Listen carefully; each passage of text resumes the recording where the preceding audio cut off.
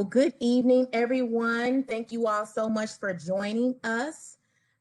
We'd like to welcome you all to the Blue Door Neighborhood Center. Thanks for joining us, Dr. Obari and friends, for a part 2 discussion on mental strategies to improve nutrition and physical health.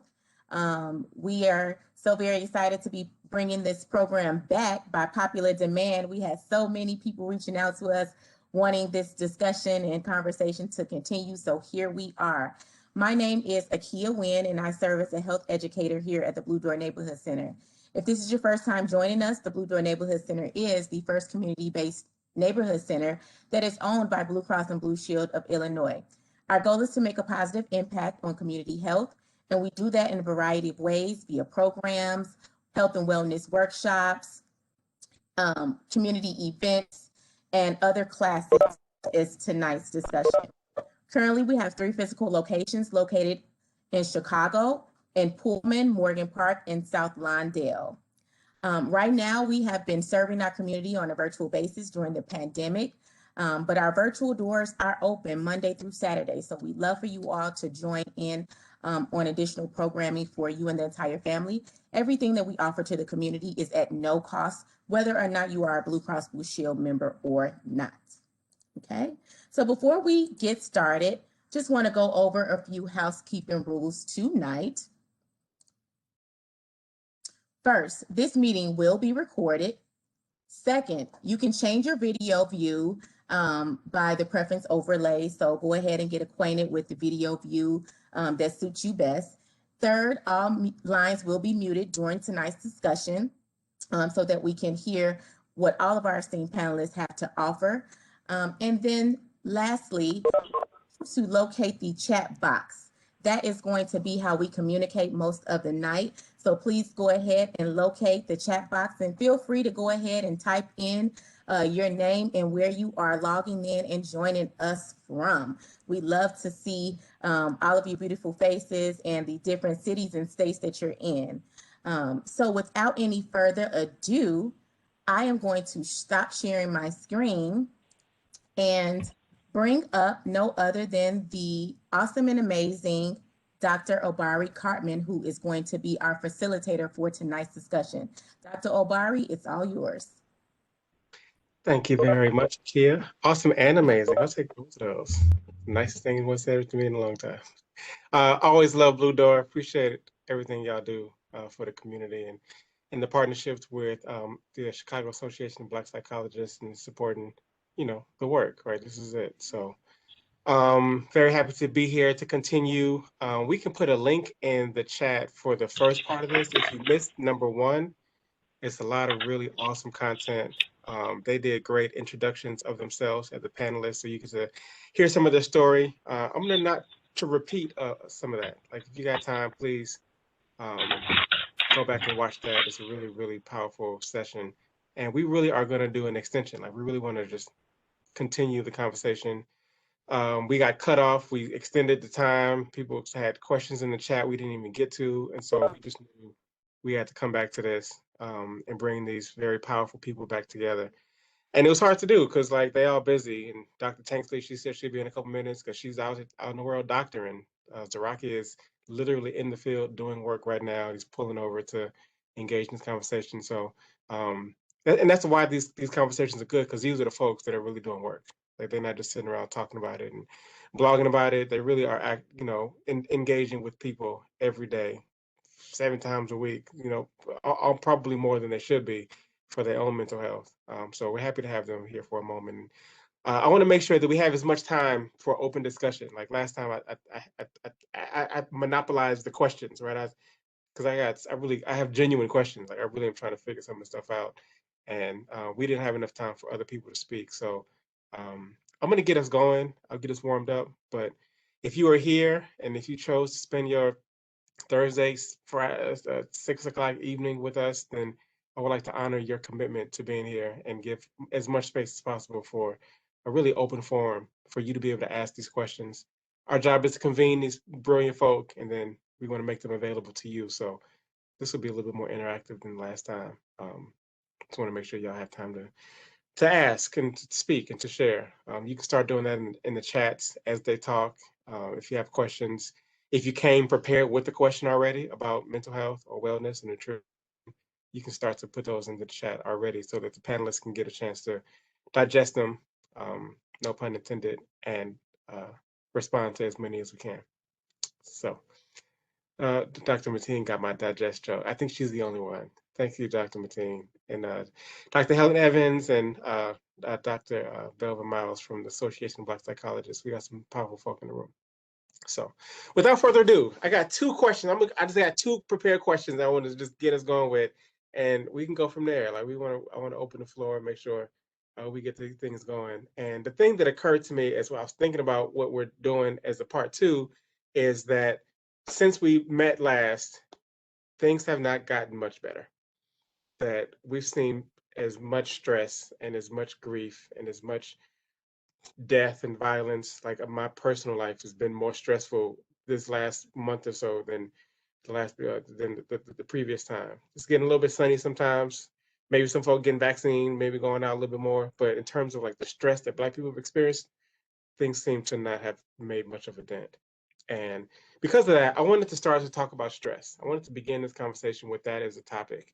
And stress is a really good like intersection point between these two fields, the mental health, emotional health, and then the physical manifestation of that. Y'all might be more likely as nutritionists or doctors or folks that are in the food business to get people to come into your office, if you will, because of some physical ailment. Then they might come to a therapist because, and we know these things are connected, but like when you physically uncomfortable, right, then you fix that sooner than the normalization of the mental and the emotional discomforts. And so stress is just that, it's that bridging point. Like people know when they're stressed, but we have not really explored all the ways that that emotional, mental, spiritual stress turns into physical problems. And I want to start with that. From y'all viewpoint, from y'all expertise, I want you to help us understand that connection between mental stress and dis-ease in the body. How do you see the toils of life, the COVID, the gun violence, the anxiety? How do you see that showing up in the body in physical ways? And so that's one part. I want you to get your understanding of that. Like, what are some of the diseases, some of the physical ailments that we categorize, the doctors know more about, but like we maybe understand to have a source in the mental sort of, it starts in your mind and it comes out to your body. So I want to understand that. And also personally, how you all are managing your own stress. My assumption is that y'all have got some practices, some tools, some habits, some rituals that you could offer as you are managing this, just like we all are, you know, the wounded healers we are. And my hope is that like y'all are doing better than the rest because y'all got expertise and skills and resources and food and practices that I want you to share those things with us. Your stress management, your coping strategies, your mental wellness regimen, and also just your analysis, understanding of that relationship. Where does stress show up in the body, even if it starts somewhere else? So I want those two questions to get us warmed up with. Before you respond to that, you can again remind folks of your name, your companies, your work, just a quick brief intro of who you are, and then we'll get into some conversation. Is that clear? Cool. I see Dr. Tammy Matthews first in my list, so we'll start here. You on mute, Doc. Still mute. Okay. All right. No. Yeah, so I'm Tammy. I am a naturopathic doctor. I'm also a life coach. And my business is Restored by Tammy. I've been helping our communities in Chicago and Atlanta now for about 11 years and being able to teach mind, body, spirit connection and balance, healthy eating, specifically holistic detoxing. Holistic detoxing is the tool that I use for prevention and reversal of stress, of disease. So that's one of the tools. But to get into it just a little bit, in my detox classes, I do like to bring attention to people's brains and how we have our nervous system. We have our parasympathetic and our sympathetic nervous system, and how we've been conditioned to be in fight and flight all the time, which already has caused and will be causing damage to the body overall, because we're conditioned to be stressed. We're in a microwave society. So that in itself begins sort of that process of deterioration, possibly a lot faster, of the nerves of the body, of the organs, of the tissue of the body, because of just the everyday conditioning of going to work, trying to catch a train by a certain time, the children, different things that we have selected to put on our plates, but not taught how to balance and how to manage. Long term, we have what we call the amygdala of the brain, which is supposed to be sort of that gland that teaches us when there is true danger that's around us, and that over time has become sort of desensitized, because, I mean, especially, if you live in Chicago and some of these major urban cities, you're constantly on guard. So you're no longer able to discern what's truly a time to be reactive versus just everyday life, because that's how we walk around. What it causes long term? Well, we know heart disease is the number one killer for Black American women and men, and having to do with the deterioration again of our organs, our hearts having to work too hard because we stress eat, causing blockages in our arteries. You could work out all the time, but then you go out and you eat processed foods and things that will cause the arteries to clog. Now the oxygen can't get through, the red blood cells, all of the blood throughout the organs. So then now you have a breakdown, heart disease. And then of course, the body's not getting oxygen, it's not getting the nutrients that it needs. Now it's setting up a perfect toxic environment for some digestive issues that then can lead to cancer. It can lead to some other diseases. So it's a combination of what society has conditioned us to become in order to be able to hold jobs and be able to make money and be able to have a lot of the materialistic things that we go for. And then we're not giving the support and the tools that we'll be talking about tonight to support these lifestyles. So we're coffee drinkers and we pop candy at work, and we do all of these things to keep our energy up so we can keep producing like hamsters on wheels. And then we have a faster slope towards, the deterioration of our overall bodies. Stress management for me, again, holistically detoxing, that's just unplugging from the matrix every change of season. That's what I teach. Walking, just basic walking in the mornings, just to be proactive, because we know that the stress, as you said, it hasn't gotten better. And I don't see that the stress will get better, but I can get better in managing the stress. So implementing walking in the morning with my regular workout routines, eating more fresh foods to decrease the stress overall on the body, so the digestive system does not have to overwork in order for my body to be able to run effectively. Having quiet times, spiritual practice is huge. All of that is put together in order to be able to balance what we've chosen in some cases to put on our plate, but also when life happens, how do we still maintain what we've chosen on our plate? Love it. Thank you very much. That was very succinct. You really, all the three questions in a row. I thought you would forget one. I love it. Thank you, Dr. Matthews. Brother Sadiq, I'm gonna have you go next. Yeah, so I want to thank Dr. Matthews for giving my answer. So no, in all in all sincerity, there's not really much more to that. I just want to just add a bit.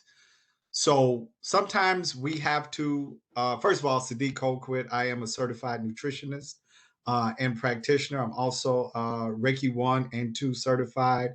And I am also now receiving my education and certification in urban farming, right? And what I mean by that is I live by the philosophy of the plant to the plate in terms of our physical health, and then the spiritual and mental practices that Dr. Matthews brought up, I think are essential because we're not only stressed externally, but we are stressed internally as well. And the body is equipped to deal with stress. We short circuit our stress coping mechanisms, and we short circuit them with diet.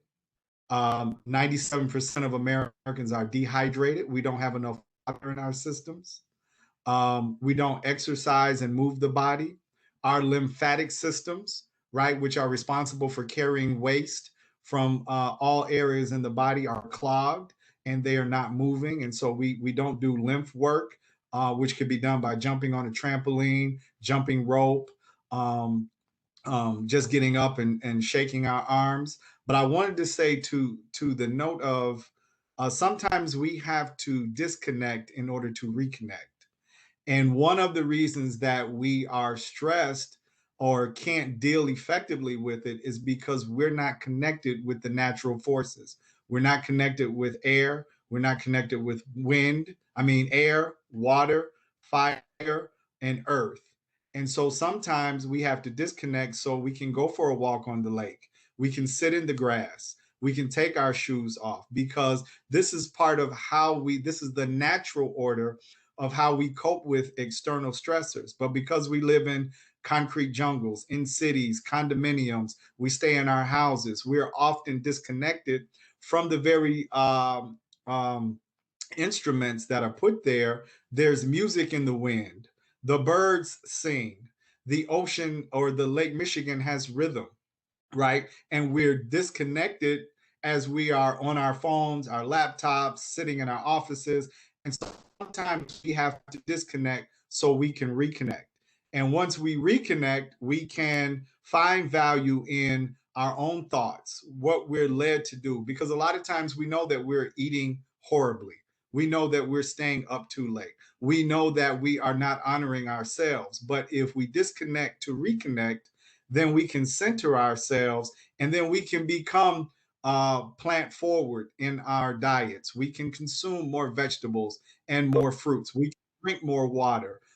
We can heighten our spiritual practices. And when I say spiritual, I'm not talking religious. We can meditate more, right? We can take up, maybe yoga, or we can go to a cycling class. So it's really a holistic conversation, and it's not reductionary, meaning we're not focused on one area, but rather on all of them that give us the ability to cope with seeing images on the news, the trial of Derek Chauvin and the murder of George Floyd, or the 7-year-old that we were talking about earlier, right? These are the mechanisms that are in the natural world that we can take advantage of, but we have to disconnect so that we can reconnect. Beautiful. Very good. Appreciate that, bro. Dr. Audrey Tanksley, would you like to introduce yourself and respond to these questions? Yeah, I'm going to ask you to just quickly tell me. I was getting the gist of them from Dr. Matthews. Oh, you got it. No. We're talking about stress, the relationship between stress, that's what I thought. Mental and physical stress, how stress shows up in the body, and what are some of the diseases that you see that we think start in the mind that show up in the body, how we can manage those, how you personally deal with that, cope with that in the midst of your busy schedule, and just who you are. Okay. So thank you again for inviting me on here to such a esteemed panel. I love, when I'm able to talk with a group of people who are very much like-minded. So I'm Dr. Audrey Tanksley. I am an integrative internal medicine physician, also board certified in addiction medicine. So I see this in a lot of places. I am been practicing in the community and federally qualified health centers for a number of years, teach in the med schools, just kind of do a lot in the community to help people understand and connect with kind of out of the box medicine, I call it. So I would say, you know, Sadiq and Brother Sadiq and Dr. Matthews definitely did a good job at talking about a lot of the the components I would have talked about as well too. But I do want to add just a couple things onto that. So Dr. Matthews was definitely mentioning how stress can trigger or essentially increase our the response between what we call the hypothalamic pituitary axis, right? Which is that stress response of fight or flight mode, that sympathetic and parasympathetic drive that you have. The sympathetic being I'm fearful, or I'm in fright or flight mode. And so that does do a lot to the body. And one thing that we know it does is it increases inflammation. And I think a lot of and the way that it does that is through the mechanism of increasing the cortisol levels. And so it's natural. I think that's one of the first things I always try to get people to understand, is that it's natural to have emotions, and we should know that that is a part of being human and something that we should embrace. But how we respond or react to those emotions is usually where there can be pathology, right?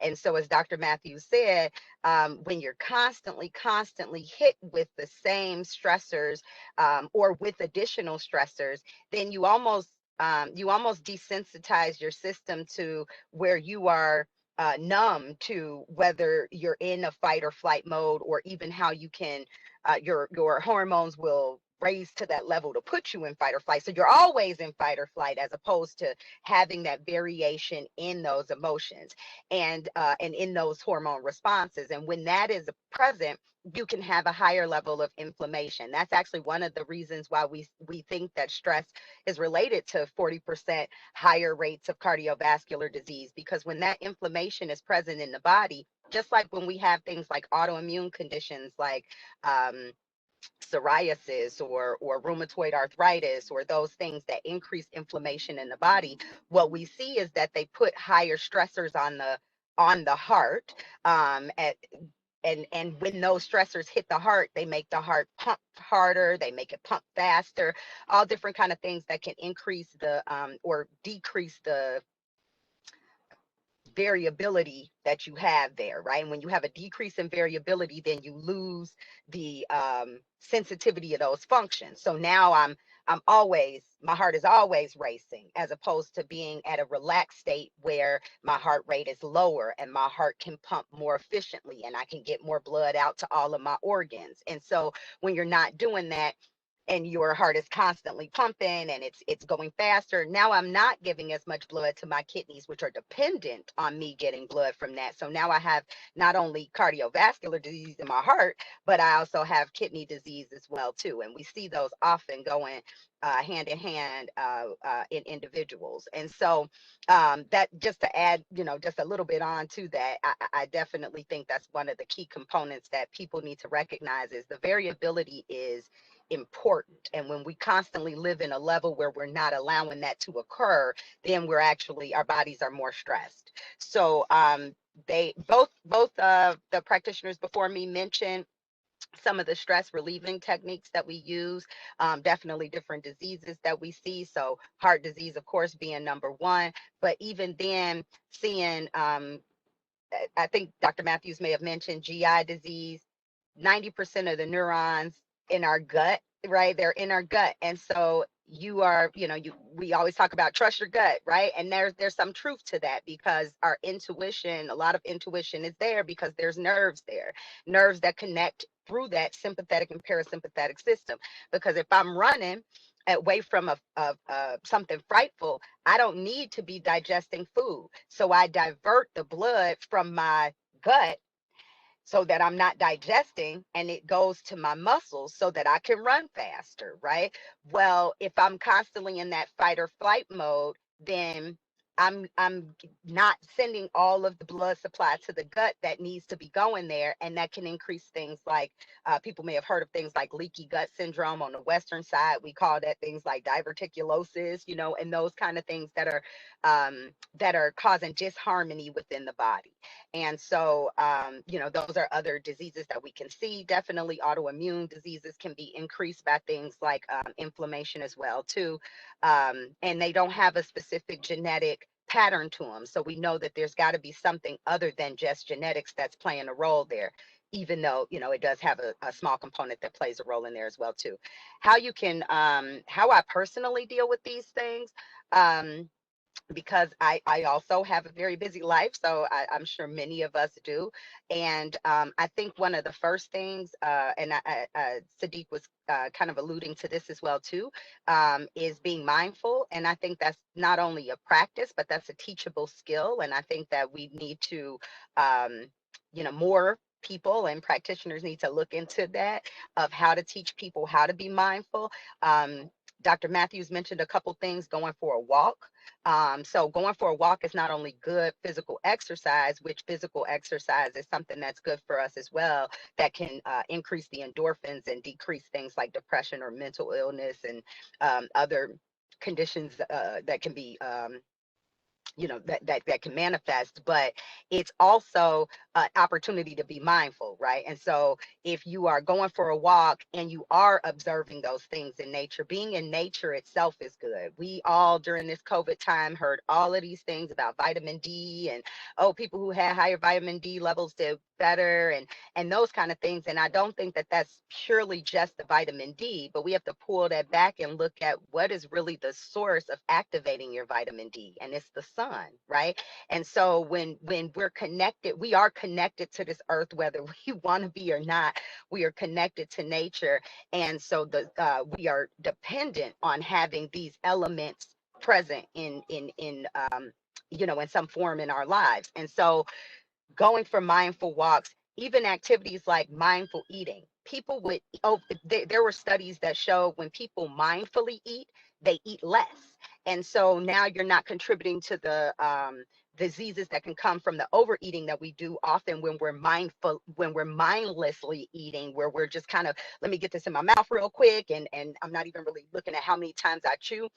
And so, you know, those things in those things as well will contribute to obesity, which will increase your risk of all of the diseases that we're talking about: diabetes and high blood pressure and poor digestion and all of those kind of things. So so personally, I am very mindful and intentional about things that I do.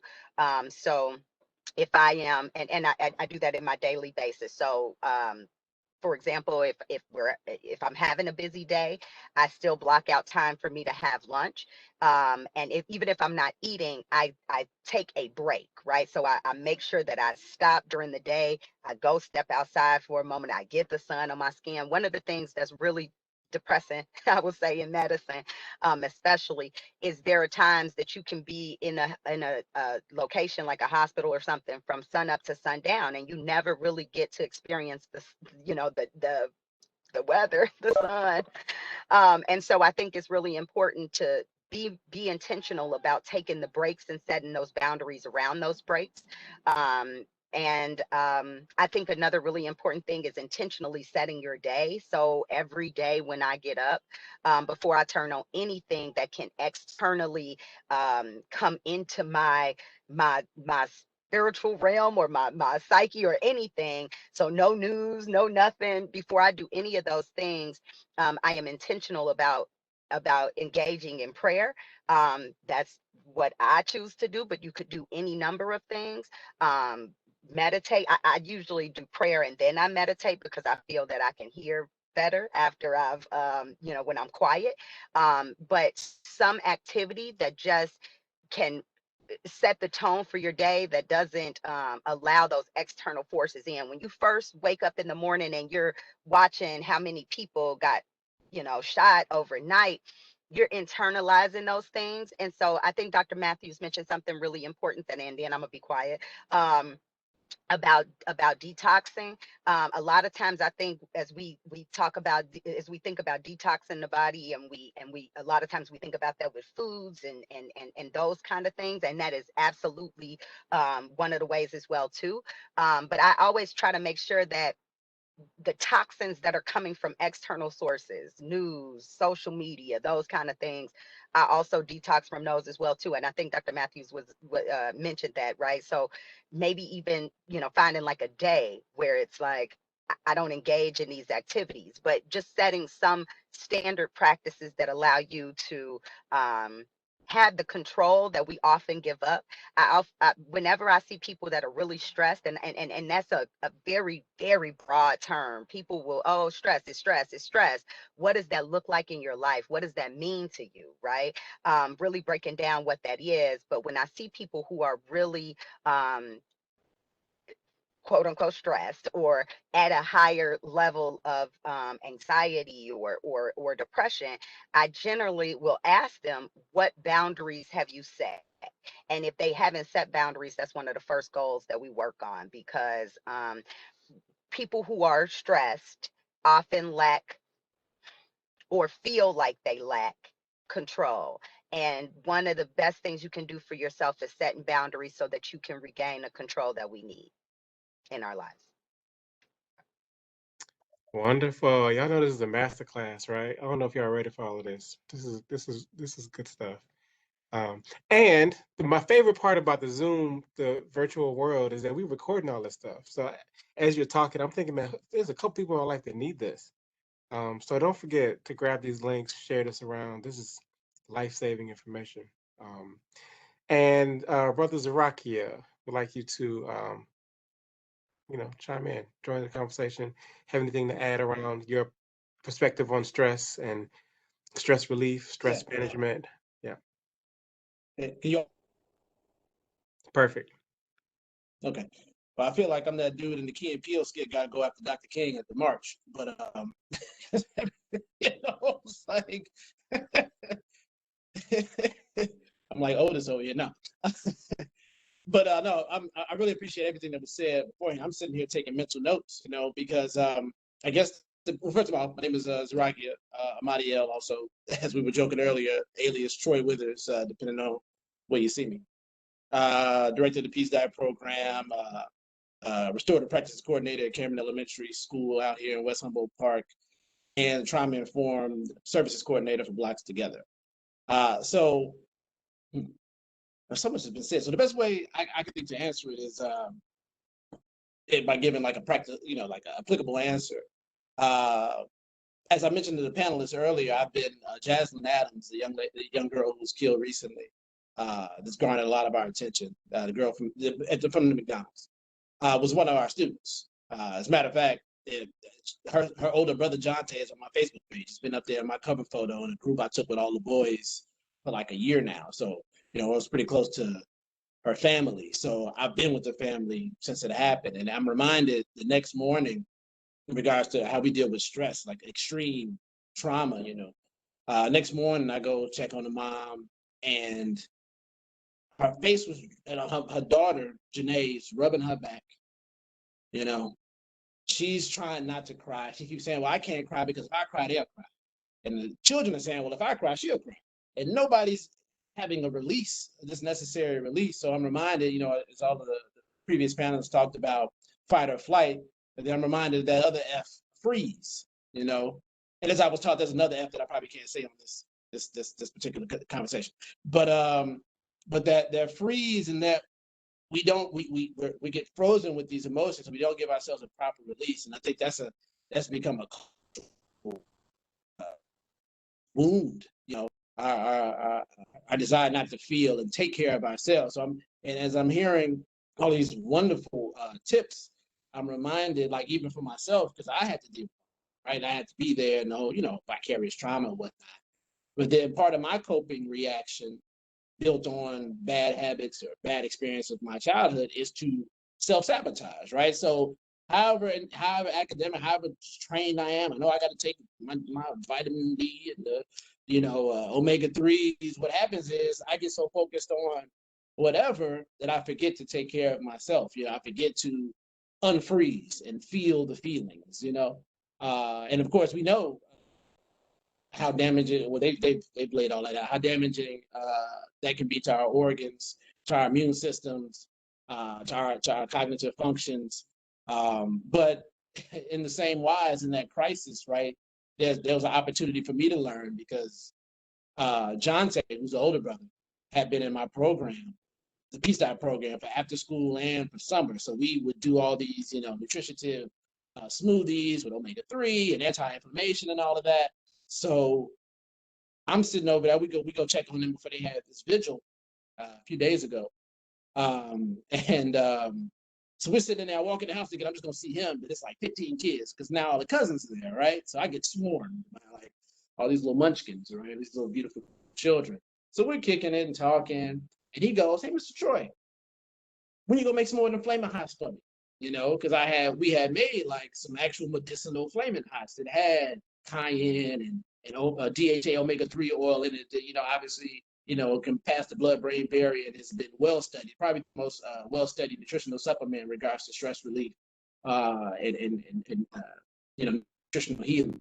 But in that moment, while, you know, they about to have a seafood boil, whatever they was doing, there was some part of him, and I'm sure he's been eating flaming hots ever since. But what part of his mind was like, man, you know, I need some of that type of heat, you know, that there was some part of him that sought out support, even if he didn't fully understand what it was. And so now he's telling his cousin, like, man, we had this powder, man, you got to, Mr. Troy, can you bring us some of that, you know? And so that reminded me that, you know what, yeah, in order to take care of others, I definitely have to take care of myself. What was I doing with my diet, you know, because I'm vegan and all. I know that when I left their house the first time, my first thought was, man, you know, I'm about to have a cheat meal. Like, I've been working, I've been, you know, trying to get all shredded up and whatnot, you know, but I don't know what's happened in my video. But that's when I went to get some vegan junk food. And it's still vegan, but it's still junk. But that was my initial response to a stressful situation, was to betray myself. And I think that's something that, you know, has to be considered. And then Jonte taught me again, right? Because he reminded me again. So you know, beyond nutritional interventions, what was that thing before? I had taught them how to do the butterfly hug, which, you know, I don't know how much you can see. The bilateral. I'll see in the comment about the recipe. I don't know if I can.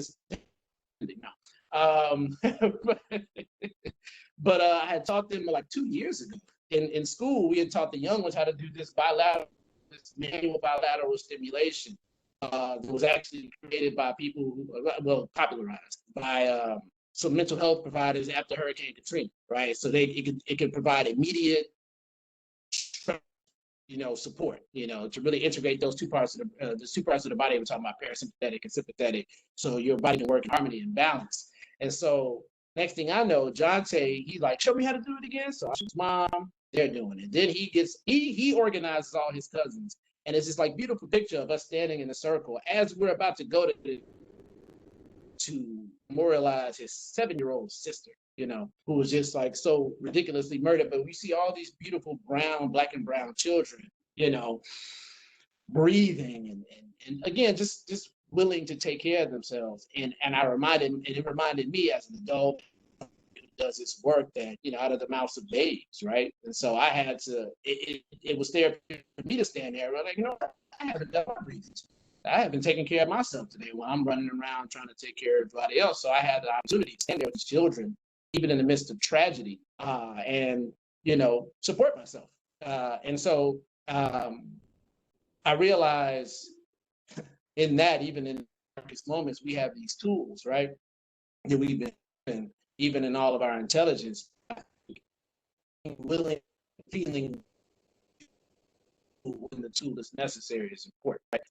And so, like I told the children, I think our last line of defense is self-reflection and observance. You know, like, can you catch yourself in those moments when you are self-sabotaging, you reaching for, you know, these cheat meals or the toxic foods, sugar at 3 o'clock in the morning, because that part of your brain needs that, you know, that feeling of satiation or what have you. And just to catch yourself, like, wait, I'm not doing this. No, this ain't right, you know, and then use that to activate said tools.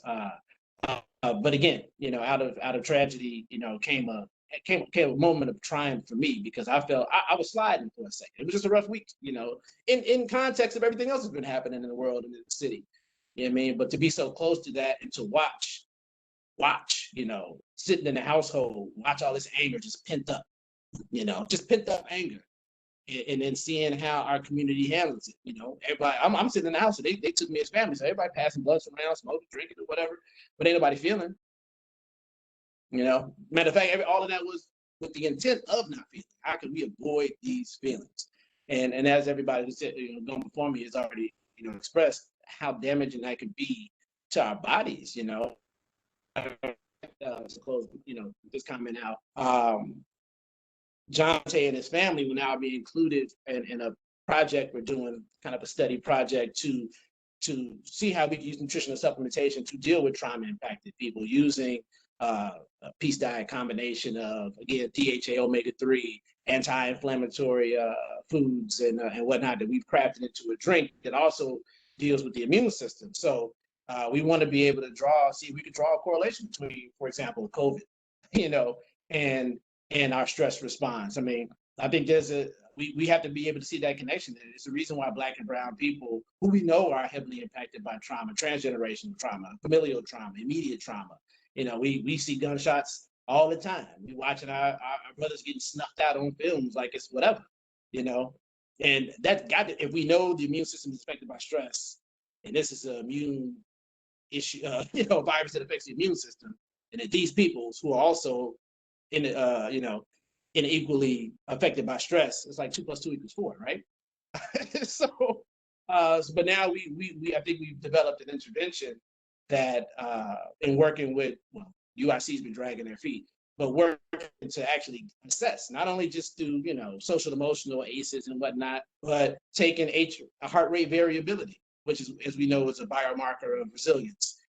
Getting saliva cytokines, which is not only a biomarker of stress, but also a biomarker of immune health, and see if we can start to show, not just, in self-reporting improvement, but can I show biologically that doing these things, the breath work, eating the proper thing, all of that, having an outlet, somebody to talk to, can actually improve your immune and cognitive health in a way that we can model and replicate. Because we know it's going to keep raining, so we got to start building better umbrellas. And it's been a rainy week for me. So yeah, the baby's taught me something. And that's so powerful. I'm really grateful for you enduring the experience so that you can teach us about it, right? And then decide to stick to your commitment and be here with us today. I appreciate everything everybody's saying. This is really, really powerful. I promised that I would give some space for people. So if y'all got questions already, start putting them in the chat. If you don't, we'll just keep asking them. I'm gonna ask one more question though, another round, and then we can open the floor up if anybody wants to get on video and just ask a question directly. But I wanted to ask a question, and a couple of y'all mentioned the idea of disconnecting. I know Dr. Matthews specializes in detoxing. You suggest every season, and I know it. Like I know I need to detox. Like I know in my heart, my mind, like I know it's what I've never in my life have I ever done a real detox though. And that's where we at. Like that's why this conversation is important to me personally, because like the information is the information, but like applying it. I love what you said, Zarakia, the betrayal of yourself. Such a powerful like way to describe this. And I do it every day. I betray myself every day. So we're talking about the food we put in our body, the toxins I consume, the thoughts that I allow. So I want to talk a little bit about this detox idea. If I'm not, the only one on the call or that might see the recording that drags my feet on this detox thing. And I want to know from y'all, what could be maybe a simple, something easy, like a beginning way to begin to get my body, my mind, my spirit into the habit of doing it seasonally. What's the first place to go? Is it a colonic? I don't even know if clonic's a real thing, or does that help? Is it juice fast? I saw Rashidat. She got it out of South Suburbs. She said it's 17 days of juice. I'm like, I don't know that I could do 17 days of juice. She's talking about how refreshed she feels and the clarity. I'm like, I want that. Like, I want that clarity on the other side of it. I don't know that I want to do 17 days of juice, right? So how can you start us? What is the essential, the basic detox? It's the spring. It's the beginning of the new year for a lot of people.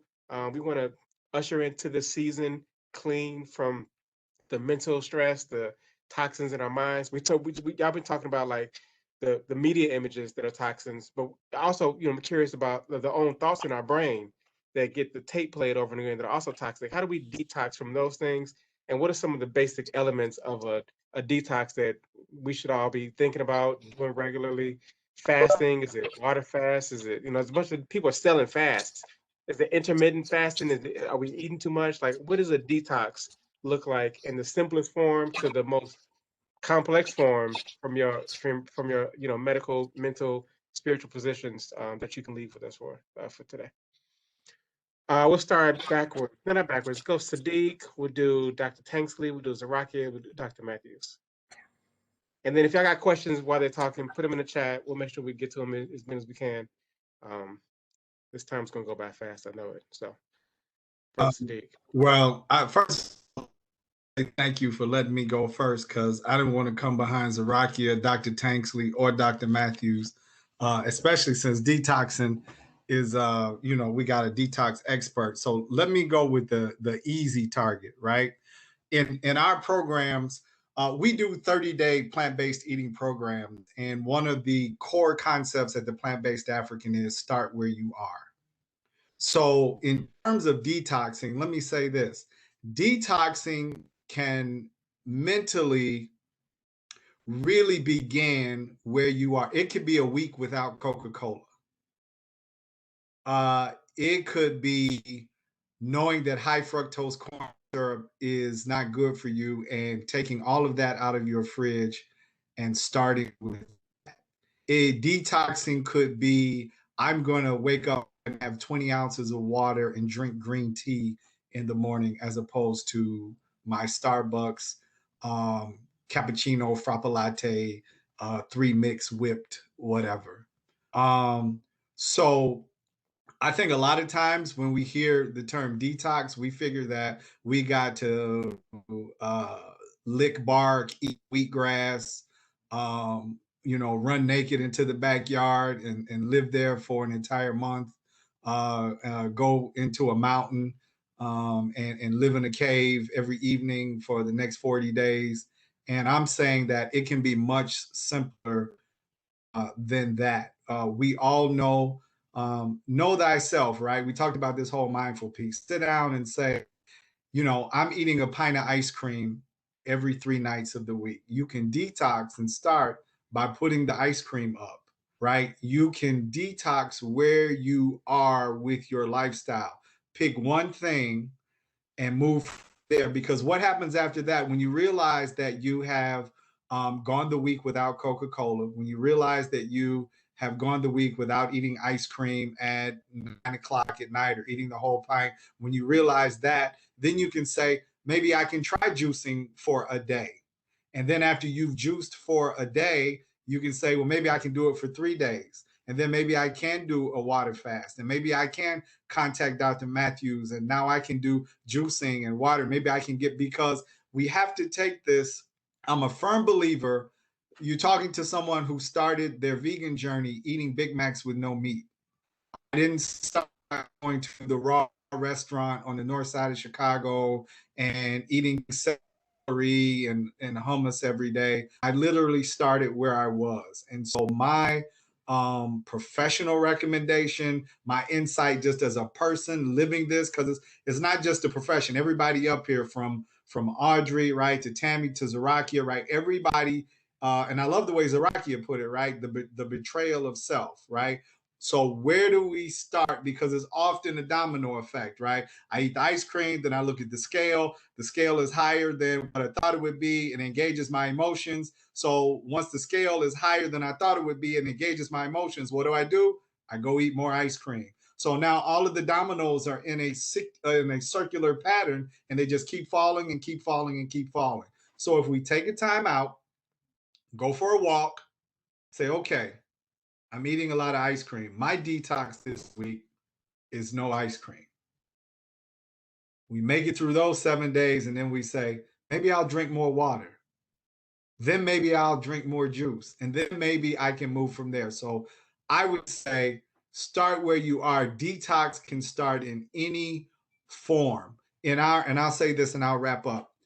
Um, it's in April. We're in Animal Free April with the Plant Based African. We've got over 25 people in a group managing as we guide them through their first 30 days without animals. And the only thing we ask the group is that you be animal free. But however you got to do that, right? If you need a vegan Italian sausage, if you need vegan pizza, if you need an Oreo, which is vegan, by the way, we don't recommend it. But the only thing we ask is that we eliminate animals. And so with the Italian beef, with the Oreos, with the smoothies, with everybody on their own journey, we've had bleeding ulcers stopped. We've had a person that was going to get surgery on 2 hips, the inflammation reduced, and we've no pain. We've had A1C scores drop 3 points, and people who could not get them to drop for over 5 to 6 years. We have a person was diagnosed as a type 1 diabetic at the age of 17, and he's 48. He's been dealing with the disease for 30 years and is having the best insulin and glucose reaction and opening of the veins and arteries. It's incredible, but only because we started just with the one, not what type of vegan or plant-based foods you're going to eat. We're just going to eliminate animals. So my recommendation in terms of detoxing, it could be what you choose. Just be mindful, start somewhere, and then continue to move forward. And then your detox can grow as you grow. And then I'll let the other experts speak. Excellent information. I am also not a detox expert, so I'm really looking forward to Dr. Matthews, but I will give at least some comments that I would around detoxing. So I'm actually going to participate in my very first prolonged detox starting in May. So it's something that I've done fast before. I think there may be some overlap in the way that we look at those types of things. But for me, I have been, anytime that I'm fasting, it is more spiritual for me than it is about, you know, of course there's a sacrifice there, but again, it's a more spiritual thing for me. I will say, as far as detoxing goes, where I think that you can, you know, there are enough people on here who will talk about nutrition, so I'm not going to focus on that. I'm going to focus on some other areas of detox. So one area that I think we can be very intentional about, and I see a lot of this, is our sleep, right? And so I think that we do not, there are a lot of sleep disorders and a lot of a lot of insomnia and difficulty sleeping and things like that that exist in people. And often it's a reflection not only of, you know, some chronic illness, but it's a reflection of the lives that we live, right? And so you know, we need to put more priority on it and things like that. So I think one place that people should consider detoxing is around that time and that ceremony of sleep. And I say that because I think we just think that sleep is something that, you know, whether we get it or not, or I can shorten it, I can do these kind of things, and we don't realize that when we sleep, our brain is eliminating toxins, right? It's eliminating a lot of that, what that day brought in, and when we aren't getting those that restorative sleep, then that is adding to the internal disruption that we have, right? The all of the conditions we've talked about, the depression, the all of these things. And so I would definitely say, as far as detoxing around those things, so eliminating things that inhibit sleep. So noise, right? A lot of people sleep in the room, they have the TV going, they have these kind of things. That's really not restorative sleep. A lot of times you're subliminally taking in that information as you're sleeping as well too. And so having and people will say, I can't sleep without noise. Okay, but does it have to be the television, right? Can that noise be a soft sound or some water or some wind or, you know, things like that that you can download or play off of a CD or a YouTube app or something like that, right? Um, Making sure that we are not only, you know, I tell people all the time, your bedroom is really only for sleep and for sex. You shouldn't be in your bedroom eating dinner. You shouldn't be in there, you know, doing all these other things, because that doesn't allow your brain to take that environment as my serene environment for sleep. And so if I could just leave that one little piece, that our body naturally detoxes, our brain is naturally detoxing our body as we sleep, and we should be more intentional about that. I'll leave that piece and let the experts talk about the nutrition and detox. But I will journal my detox experience. I'm looking forward to it, so I'll journal it for you guys.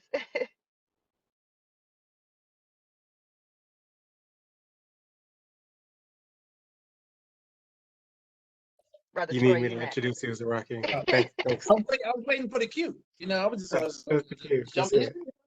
it.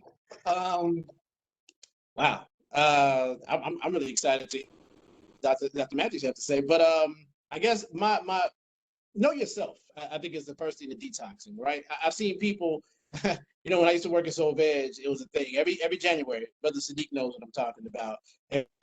Annual fast. We'd be just swarm with people at Soul Veg. But you know, it's only gonna last that month, and you're gonna get back to the typical shenanigans. So what was the purpose, right?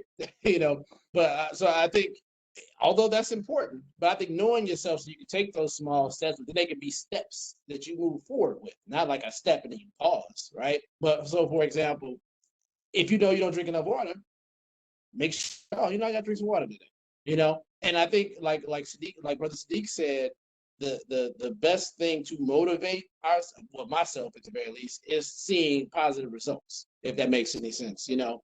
Like, so, you know, water, and after a week of that, my face is clear, or I feel a little better. It's like, okay, you know, that's incentive. Like, oh, I need to do more of that, as opposed to doing it because, you know, I need to torture myself with, as Brother Sadiq said, you know, root bark and wheatgrass or what have you. But if the wheatgrass serves that purpose, and you can feel and see that purpose, you feel better. Then that's, I think, again, that goes back to that cyclical aspect of self-compassion. It's really a step of self-compassion, right? So, and to Dr. Tanksley's point, for the social emotional stuff, you know, I realized that when I'm stressed, it's that cycle, like Sadiq said, it's that cycle. When you're stressed, you're gonna do things more than likely that are harmful as a part of that stress response, and you feel bad about what you did. Damn, why I do that? I know better. And then because reflex is to go do something so you feel better, right? But I think being like intentional enough to have enough compassion for yourself to take that small step. Which for me, for example, would be as simple as I have this habit of, as soon as I get up, I reach for my phone, right? I got to see what the world's doing, right? Because I got to be into it. Somebody call me, jump on Facebook so I can see who shot who today or whatever. You know, or just to tap in, especially with in this pandemic, because social media became like that pathway to like the rest of the world, right? And so, but now, and I notice when I'm on, my first thought is to reach, but I'm like, nope, did I breathe yet? Let me make sure I breathe before I touch that phone, you know, because I deserve it, because I'm worthy of that feeling. And I know at the end of that day, when I do it, I can reflect back, like, you know what? Yeah, today was a better day. You know, I feel better. I'm more present. I'm more able to engage in the things that I need to be fully engaged in. Because I mean, everybody, not just the panelists, but I'm sure everybody who's listening, got stuff that they need to be present for, right? Like they dealing with real things that require all of us, you know, to be present and engaged. And I realized taking those small steps, I can see the results at the end of the day, at the end of the week, at the end of the month. They're like, oh, okay, yeah, I was on. That was better, you know. Like I liken it to going to the gym, you know. You can have that Planet Fitness membership for. I gave Planet Fitness like at least 2 years of free money, Joe. Like just free money, you know? Like they probably built a couple of franchises off me. It didn't show up for none of it, you know. You know? But once I actually got involved, and then, you know, it's the shame attached to it. I was that little skinny guy. You see cats who lifting 225 and they're like, you know, me put the plate on the bar, you know. But once you actually start to do the work and get past that self-sabotage, get past that shame, and realize that, hey, if I do these things, and I put these things in place, well, I could be the guy lifting 225. And then I realized, you know, I walk past the mirror a couple times, like, oh, that commitment's starting to pay off. But it's those small steps, and then those steps build because you appreciate the value of it, not because somebody telling you or it's in a book or the doctor say, no, like, I feel that. Man, I feel good. I feel good looking this way. I feel good feeling this way. And then it just builds. And I think that's how, you know, detox becomes sustainable and effective when you sustain the consistency affects and improves you, like how you feel about, and hopefully reinforces your desire to seek out things that make you feel better, but also in a healthy fashion, you know. And I think that's the important part. Is, like you said, consistency. And now I turn it over to the illustrious Dr. Timmy Matthews. That's no pressure, Dr. Matthews. We are all at the edge of our seat right now. I'm like, they've already taught my workshops, my courses. I mean, Brother Sadiq, he kicked it off. I was like, he talking about me. That was me. You get on the scale, it's like, oh no, you want to eat, you know. Dr. Tanksley, I'm like, yes, I did not sleep. I was a saleswoman, always hustling. I sleep when I die, you know, just craziness. And then, of course, Brother Zaraki, I was one of the ones from the church when we had the Daniel fast, and I'll be in there in January. And then I was, you know, out of there. But I think that's how we met. That, what'd you say? I said, I think that might have been how we met. Yeah, I was trying. Yeah, I had that transitional period. But, you know, unfortunately, I kind of came into this as a result of my own health issues. I learned detoxification as a result of having high blood pressure, high cholesterol, you know, weight at 245, I'm only 5'2", lymphedema due to ruptured lymphatic vessels in my feet, lower extremities. And I was becoming more and more sick. And so as a result of a sister who had lupus that you would have never known she had lupus, telling me about a naturopathic doctor, that's sort of how I kind of came into that world to learn the physical detoxification piece. And then I actually went to Dr. Laila Africa in order to be certified as a holistic health consultant. And I think that a true awakening happened as a result of me being a part of his program. It forced me to sort of look around and to be true to myself on if I am happy where I am. You know, I knew I wasn't healthy, but I also wasn't happy. I started to break that conditioning. So everything you all said as far as like detoxification, it's not limited to just, you know, Brother Sadiq said, you don't go into the mountains for 30 days and just, you know, have water and air. You know, it's literally saying, hey, let me be true to myself. Now, I was an avid church goer. I was at the church all the time. Now, okay, I was very active as a pharmaceutical sales representative, you know, doing well in that business of selling drugs because I didn't know. I was asleep. I didn't know. But I literally felt like God was speaking to me, and I was getting ready to have a heart attack or stroke at the age of 39. At that point, I had to take all the information that I had learned from Dr. Derek Williams, who was my naturopathic doctor, Dr. Laila Africa, the information that I just knew in having a degree in biology, pre-medicine, and being in the pharmaceutical worlds and learning about drugs. And I made a decision, like literally like December 2009, that I'm going to go sit down and I'm going to try to figure out how to live. I have one daughter and I did not want her to have to bury me or have to take care of me if I had a stroke or heart attack and was paralyzed. She had just graduated from college, just got married, and I said, you know what? I got to figure this out. So that meant no phone calls. Hey, I have to have this time. I was already kind of unplugged from the television and things like that. And, social media wasn't really there at that time. If it was, I wasn't involved. And I began to develop my spiritual practice because I already had the knowledge. I didn't know how to apply it. Like you said, Dr. Obari, how do I apply all of this knowledge that I have to heal myself and get myself at a place that I could feel better? So literally, I shut everything down. Rashida is my spiritual daughter. We actually did a 100-day juice fast together. So I mentored her, and because I told her I'm leaving Chicago, and I need you to know everything I know, because I need you to take care of Chicago because I'm going to Atlanta. So that's my sweetheart. So I'm glad you guys are supporting her. But I literally, at that time, that's not when I was doing the 100-day juice fast. I shut down and did a 25-day fast. I participated in a church fast, but I also connected with a brother that I had gone to college with who was a vegan. And I said, hey, I need help. I need hand holding. I do know that this is the key to my healing, but I don't know how to live like this long term. I have to take doctors out to eat all the time, bring food to the offices. I don't know how to live. I have to go to my parents' home. I don't know how to live like this. And literally, he allowed me to shadow him.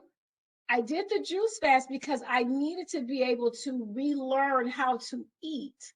When we were in the womb, our brains, our spinal cords, all of our hands, our feet, all of our organs were developed on liquids, not on hamburgers and pizza. Okay. So surely I won't die if I go back to the beginning and just try to relearn what it is that I truly need, not what I was conditioned to believe I needed, because clearly that wasn't working. Okay. So I had to go extreme for myself with coaching, which is what led me to leave the pharmaceutical industry and actually start the business to help others. You don't have to go that extreme. Literally, it's about making a decision and saying, I want to live, and I want to live a healthy life, a happy life, a balanced life, a peaceful life, whatever life it is you want to live. And then looking at the calendar and saying, you know what, I am going to set an appointment with myself, because we set appointments with everybody else.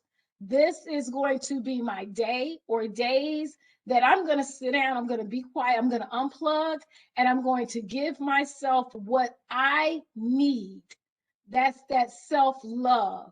From a nutritional perspective, we all know live foods. If you want life, you got to put in organic live foods. It's just one of the questions from the last panel was, do you have to go vegan for healing? And my answer was yes. If you want to reverse diseases, if you want to unclog arteries and be able to rebuild blood vessels and things like that, the cells are constantly regenerating. You got to give yourself fuel, good organic fuel, life. So you have to take away the toxicity. The animals are toxic. There's no way that, I don't know. I guess if you have your own chickens, I don't know how you could be on animal and reverse heart disease.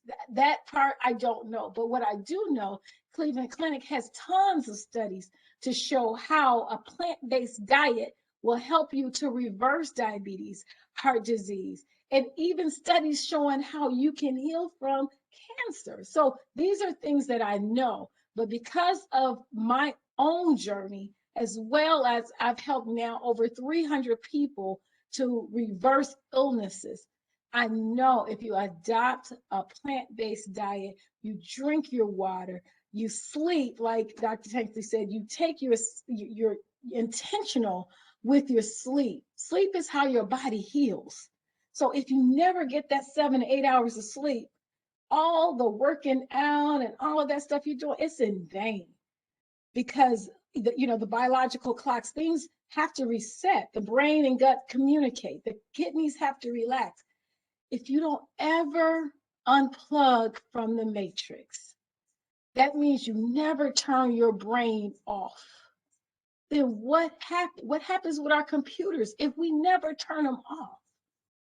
Well, that's the same concept. You gotta unplug. Pick a day. This Saturday, I don't care who needs to move. I don't care who needs the kids to be watched. This is my time. This is my day for me to give to myself what I need. You got all the information. There's too much information. All this information wasn't out there when I started the business 11 years ago. Tons of information to tell you how to detox, how to eat right, how to reverse this, tons. You just got to sit down and be quiet and realize that all this running you're doing for everybody else, making everybody else rich, okay? That do that running for yourself. It could be once a year that you're going to just take out some time to say, I'm going to reset so that I can make sure, for one, I'm connected to source, okay, and that I'm doing what I'm purposed to do on this earth, because we all have a purpose. However long we're here, we have a purpose. So let me make sure I'm in alignment spiritually, and then let me assess what I'm going to need for 2021, for the spring, for the summer. Let me go from being or living a reactive life to a proactive life. The only way you can do that is by unplugging from the matrix. And that's just my thoughts. So I hope I hit the answer somewhere. I love it. No, that's good. All of that's good.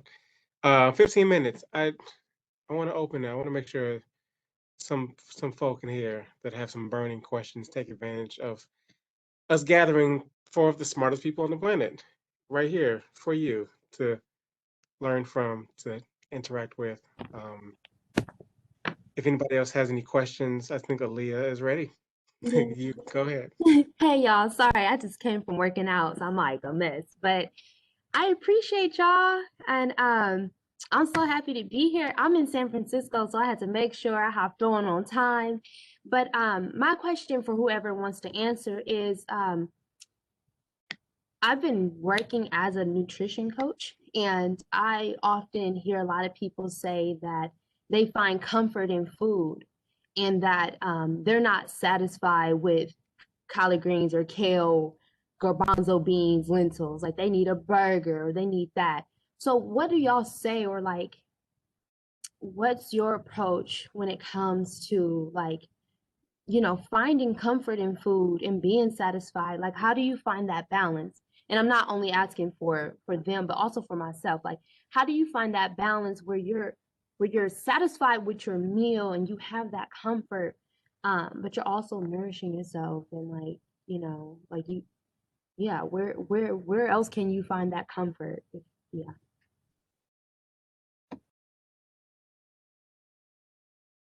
Anybody want to jump in that? I was gonna pass the right to Brother Sadiq. That's his world right there. Yeah. Yeah. So I'll jump in real quick, right? So back to the whole stress piece. What we don't realize when we start or come to some type of food or mental consciousness is that our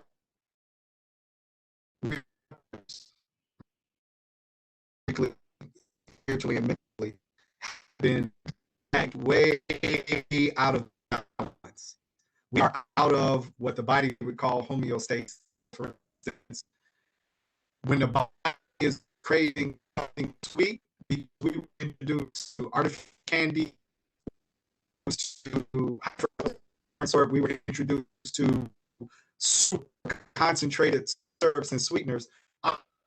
Concept of what's sweet and what's comforting, as opposed to way off to the left.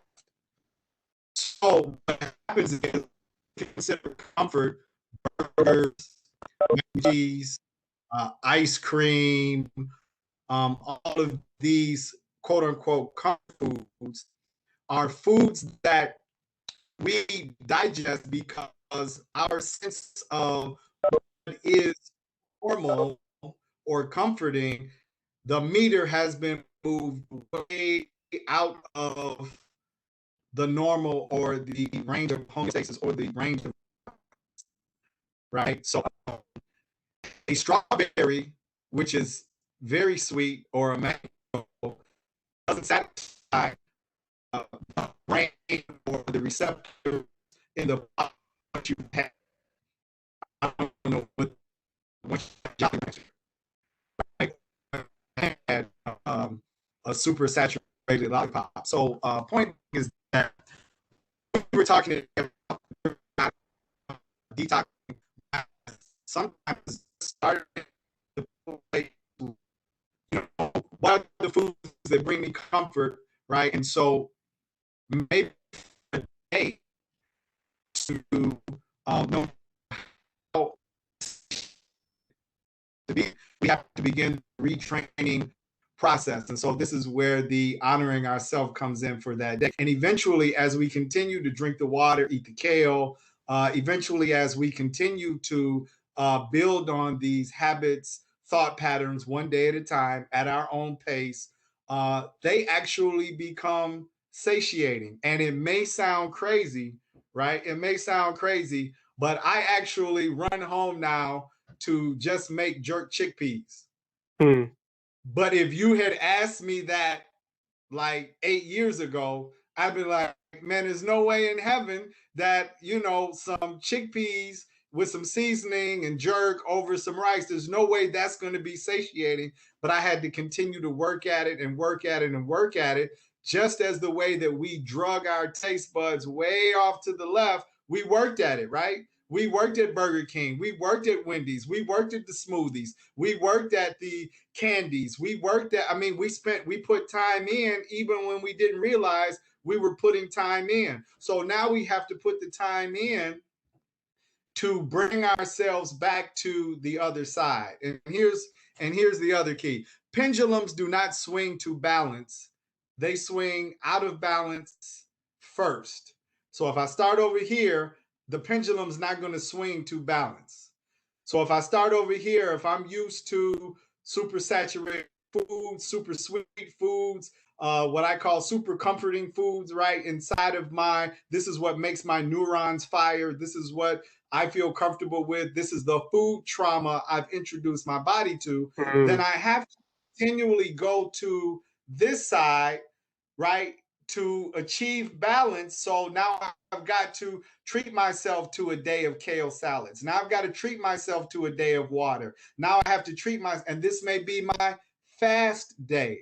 This may be my detox day. This may be my self-love day. So if I give myself enough self-love, if I give myself enough kale, if I give myself enough chickpeas, if I give myself enough strawberries, eventually the strawberries become sweet. Eventually the treat becomes mango. Eventually I love oatmeal. Eventually the blueberries on top of my oatmeal become satiating and satisfying because now I'm swinging back to balance. So my advice would be, and then it depends on what type of burger you're talking about. So I don't know if it's an animal-based burger, a plant-based burger, but what I will say to that is take your time and engage in that mindfulness, engage in that process of the one-day detox, right? There's value to fasting. People have been eating every day, 7 days a week, multiplied by however many years they are on this earth. There are some people who have never given their digestive systems a break, right? We're talking about sleeping, right? Like sleeping is necessary. The body heals during sleep, but the body also heals while we fast. The body heals while you are drinking the water, having the green tea, right? And so give yourself that time, and those meals eventually will become more satiating because The body, from a nutrition standpoint, is only craving nutrition, minerals, amino acids, right? Healthy fats and compounds. The body doesn't care if the body cares where you get it from. But what I mean is, if you're giving it kale, it loves the kale. The problem is not the kale is not satiating, is what you have historically put the kale up against. So the kale is now up against what you have trained your body, right? And food trauma that you have introduced your body to. So the kale is flailing over here, and you got to just prop it up, and then we can reach a point where it becomes satiating. But it takes practice and it takes time. It does not happen overnight. So give your room, give yourself the space and the room to do that. And whatever those practices you are, like you just came from the gym, so it seems like to me you got a pretty good beat on things. Give yourself the room to keep pushing the kale. Give yourself the room to keep pushing the chickpeas. Give yourself the room to keep pushing on this side, and eventually your body will react, retrain, readjust, and those things will become satiating to you. Appreciate that. I'm gonna ask something. You've been humble. It matters also that your food is delicious. So also, if you want to bring some folk out, you know, if you want vendors, I've had his food, and I've also had food that was not as satiating. And I think that makes a difference. So we also need training to cook, prepare, to learn how to do this stuff in a way that is tasteful, because that matters to Black folk. And I was just gonna everybody throw on one here quick is thing good in at there. that. Yeah, Okay, I and was also gonna throw Aaron one. Mallory got a question. Okay. We got another I question won't be coming up. long. I promise. I won't be long. I just wanted to add one quick thing to that because I think everything that Brother Sadiq said is absolutely spot on. I'm just going to speak a tiny bit to the aspect of you being a teacher and a coach as well too. And I think, you know, we have to remember, as Dr. Cartman just said, and those kind of things, that food is very cultural, right? And it's very much a connector of people as well too. And so I think that when people talk, because I hear that a lot too, that's my comfort, that's my comfort. I usually, you know, as their coach, as their doctor, I try to push a little bit deeper to understand more about that, because one of the things, as Brother Sadiq was saying, your body doesn't care if it's if you know, your body isn't. It seems to me like the body is the part that we focus on, but it's really the mindset, right?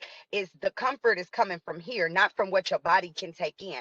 And so I think I would push them just a little bit more to understand where is that comfort lacking, because maybe it is that you need to help coach them in some areas more of self-love and things like that that will help to make those experiences a better experience. I think the other part of that too is, like Dr. Cartman said, it's got to taste good, because we are creatures of flavor and things like that. And so if it isn't tasting good, then, you know, you're not going to want it anyway. So Absolutely, very good. Appreciate that, Doc. Can I, Aaron Mallory, you got one last quick question? One more second. Yeah.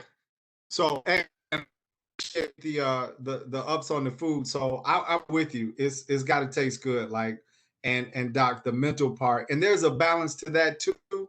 And what I mean by that is, yeah, so we really have to get into an examination of the mind, because there's a lot of things we do that don't taste good, and we don't question them at all. That's Because real. shots of bourbon don't taste good at I was first, just right? about to say, because alcohol don't taste good. That's real. So I think we lean on the crutch of, well, if it doesn't taste good, I don't want, yeah, okay. But I was at the birthday party and I saw the 10 shots you took. All I'm saying is we've got to get into the mindset of why we eat, what we eat, and we've just never been trained in the holistic practice of eating. We don't know what food is, we don't know what food trauma is, but we see the results of it with 800,000 people dying from heart disease, with another 300,000 kidney disease, right? We see it with diabetes, we see it, but we don't understand it. So, Dr. Tanksley, thank you. It's all about, it's what's up here and getting to that part. But you got to give that self-love, everything we talked about, giving yourself that space. That's what this really is. And then you can be coachable. Then we can coach. Then your mind is open and we can move to another space. Yeah, appreciate that. We got time real quick. We overtime again, just like last time. Y'all such a strong panel. We just keep pushing y'all, but we're gonna keep it just 5 quick minutes. Aaron Mallory, you got a question, then we can wrap this thing up and maybe do a part 3. But Aaron Mallory, you got a question? Appreciate you, Dr. Kerman. How's everyone doing? So I'm a therapist, and I work with a lot of young people that have ADHD. A lot of individuals that have trauma, particularly complex trauma, depression, you name it. And so, particularly around ADHD and trauma, though, right? Or some of those I know who may not agree with diagnosis, but like thinking about young people who are impulsive, young people who maybe have short attention span, struggling. I wanted to know if you could talk to a little bit. You may have talked about it already, but just really curious about your thoughts around, nutrition being a source to kind of help healing, maybe some of these behaviors, or maybe addressing some of these behaviors that we see in our clinic, and hoping if you have any guidance, or maybe just whatever your thoughts are around it, but particularly around mental health. Particularly, we work with all boys, but that hyperactivity, lack of focus, attention, or particularly trauma, right? Like, how could nutrition play an integral role in that? Y'all mind if I pass that to Zarakia, please? Yeah, I was getting ready to call him out like he called Sarakia's area. Let me get no. First of all, brother, appreciate you for doing that work. Can you all hear me? Yep. Okay, the signal's kind of. Well, like I mentioned earlier, the most widely studied and accepted nutritional supplement that affects the brain health, cognitive performance is omega-3. Particularly DHA omega-3. Omega-3 is broken down to EPA, ALA, but DHA, blood-brain barrier and whatnot. Now, they do have plant-based. I'm vegan, been vegan for 24 or 5 years or what have you. They do have plant-based DHA supplements. You can find it in pills, gels, and actually, I work with a lab that does like a concentrated oil that we actually add to smoothies. We made chocolate snacks out of it. Cool thing. That's kind of how the Peace Diet program developed. We were trying to figure out ways to affect in violence and trauma. And I kind of happened upon diet. I mean, I was a vegan. I was like, I wonder this is a thing, But then, and the studies are really quite vast. There's a really good book called Your Brain on Food, if I'm not mistaken. I think that's the name of it. Yeah, Your Brain on Food. Yeah, it's available on Kindle and what have you, and they break it down very well. There's another book that started me off on this journey, The Anatomy of Violence, by Adrian Rayne, who's a British criminologist, and he breaks down all these neurobiological aspects of crime and misbehavior, quote unquote.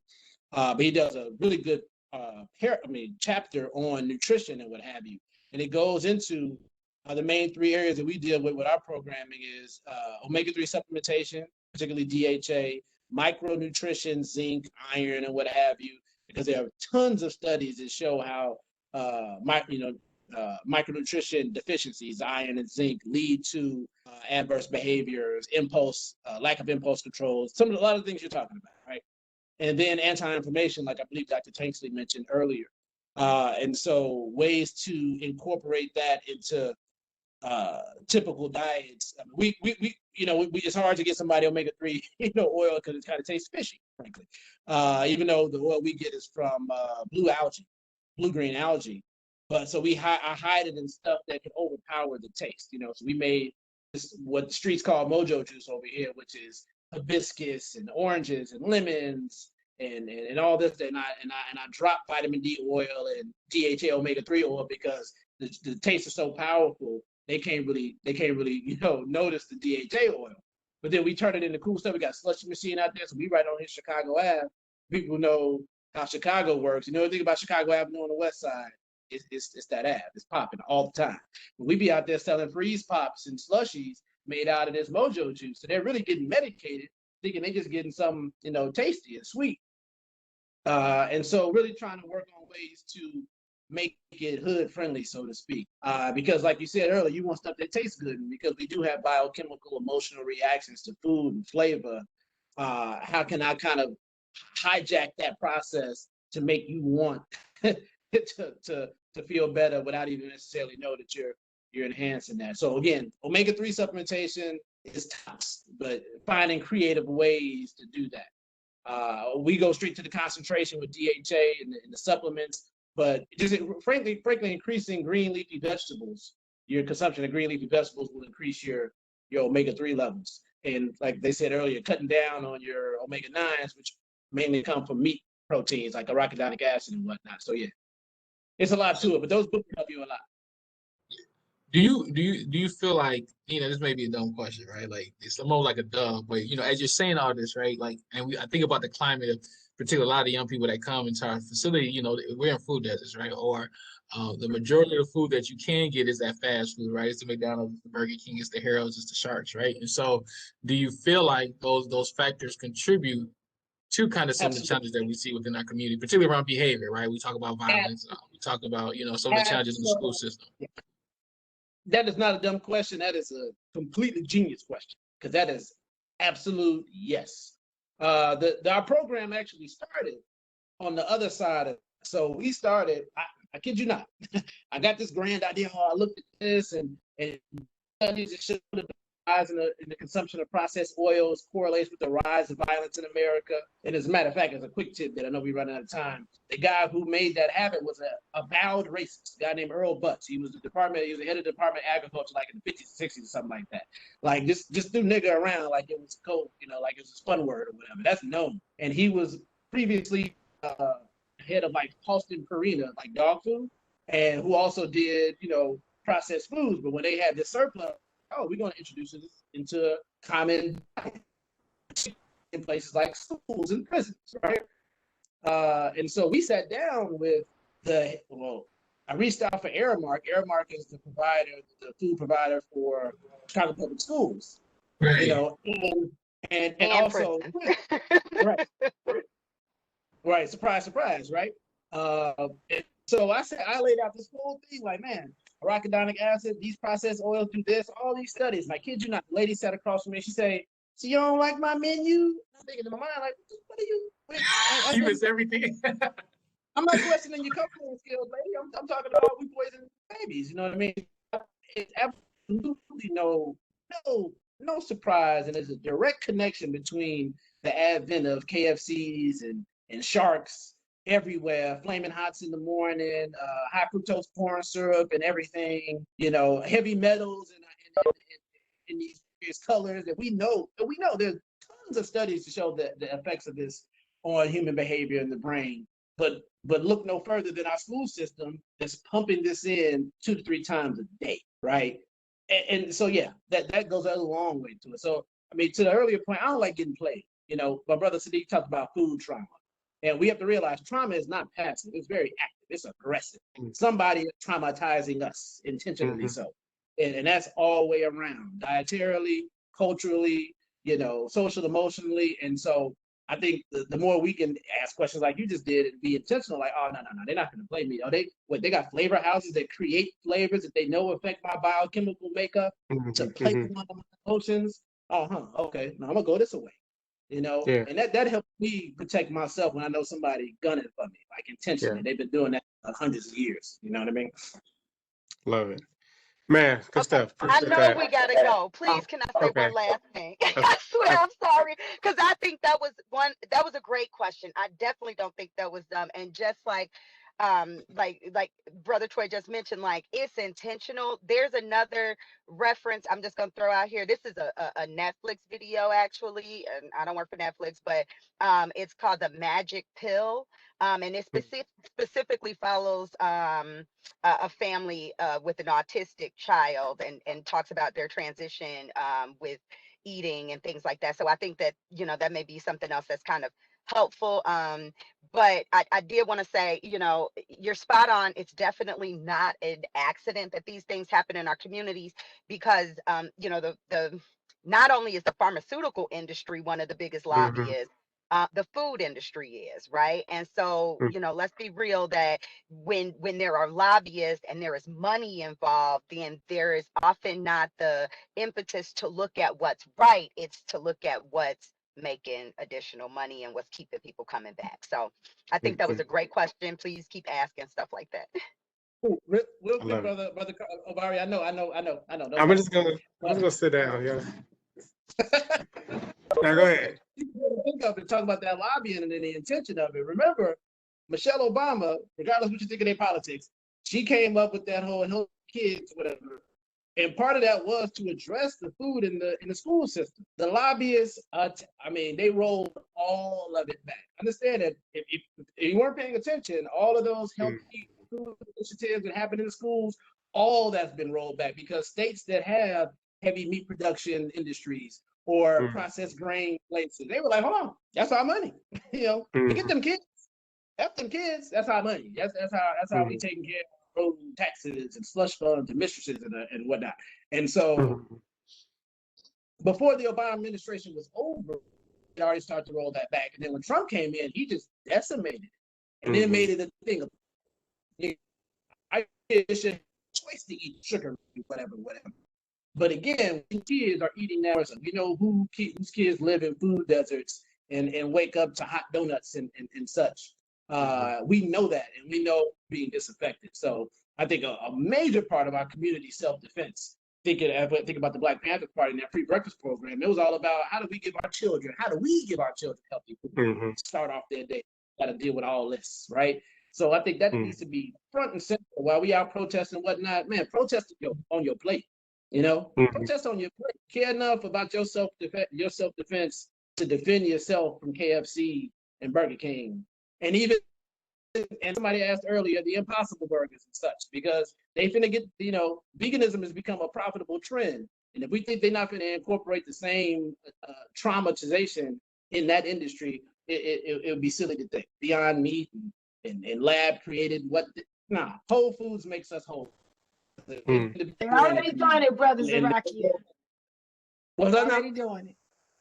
I said they're already doing it. They messing up because my body can't even. It's already there. Yep. Y'all having holistic, plant-based, traumatized church tonight. I just want to tell you, all y'all preaching. No, this is good. I'm gonna have to cut this off now. Blue Door gonna kick us out. Yes. You gotta go home. They turned the lights off already. They turned the lights off, right? They turned the perfect. I appreciate y'all. Let's get them around the hand. Join us for our May programming. We'll be doing outdoor programming in May at Pullman and Morgan Park locations, cycling and other mind, body, spirit. So please visit our website, bluedoorcenterile.com. We're also on Facebook, so follow us, Blue Door Center IL. Again, everything that we offer for health and wellness is free.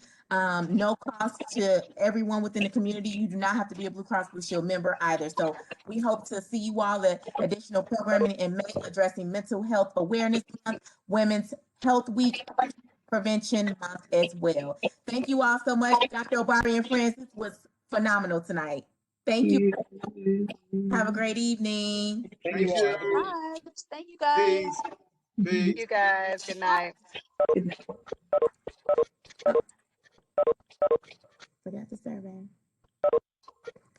If you're still on, please do our survey. We love to hear from you. If you enjoyed tonight, please go ahead and scan the QR code or copy and paste the link in the chat.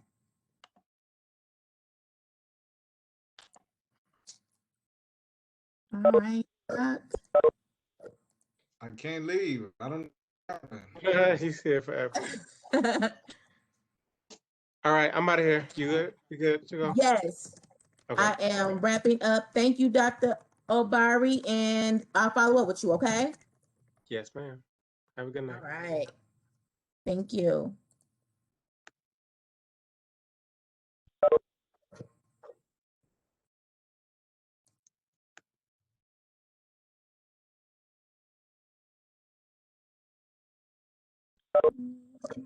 Desktop.